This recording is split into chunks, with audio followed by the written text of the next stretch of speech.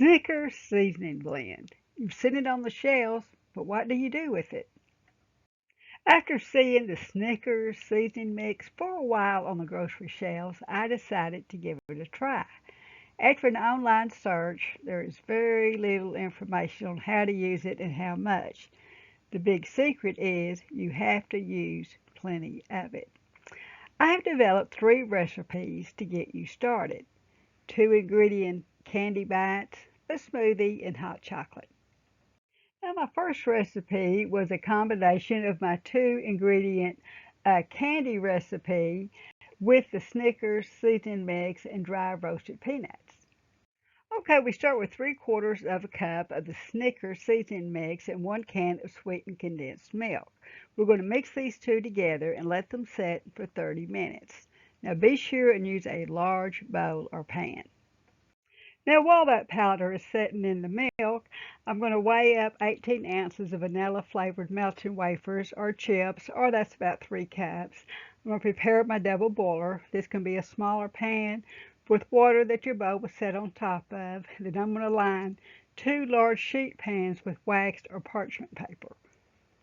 I've added the vanilla melting wafers to the chocolate mixture and cook it over hot water until the wafers melt, stirring constantly. When the wafers are about 90% melted, I'm going to remove the bowl from the heat and continue to stir until completely melted and mixed together. Okay, I'm going to drop them by a tablespoon onto my pan, but notice they will immediately spread, so you need plenty of room between them. Top with peanut halves, and I use 3. You may use as many as you want. Refrigerate for a minimum of 1 hour, but overnight is going to be best, and it makes about 36 to 38.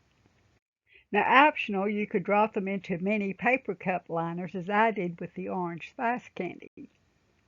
Recipe number 2, I made a quick banana smoothie with Snickers seasoning. 2 frozen bananas, 1 cup of milk, and 3 tablespoons of the Snickers seasoning mix. Now optional, I added 1 to 2 tablespoons of peanut butter, and this made about 3 cups. Okay, the next obvious choice was the Snickers Hot Chocolate. Now when you're making hot chocolate with anything with cocoa powder in it, you need to first make a paste by mixing just a small amount of the milk with the powder, and then you add the rest of your milk. If you just dump it in there with the milk, it will float to the top and it's going to be nearly impossible to mix together. Now you want to use 2 to 3 tablespoons of the Snickers seasoning mix to 1 cup of milk and heat. Now when you first opened the jar, the first thing I detected was the smell of malt. So if you do not like malt, you obviously will not like this. Now the candy bites were spectacular for a quick and easy dessert that you can make in advance and keep indefinitely in the refrigerator. And your guests will definitely be asking for more. As good as a Snickers bar, you will have to be the judge of that. Now the quick banana smoothie with Snickers seasoning was pretty good for a quick. As good as a blizzard with chunks of Snickers bar blended in? Not hardly. Now the hot chocolate made with Snickers seasoning powder, it was pretty good. Was it worth the extra effort instead of the instant chocolate mix? I don't think so. Now I would buy the Snickers seasoning powder just to make the Snickers candy bites.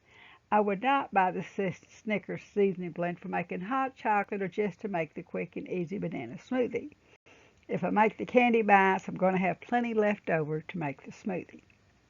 Like, subscribe, and share so you don't miss any of my easy homemade cooking recipes and reviews.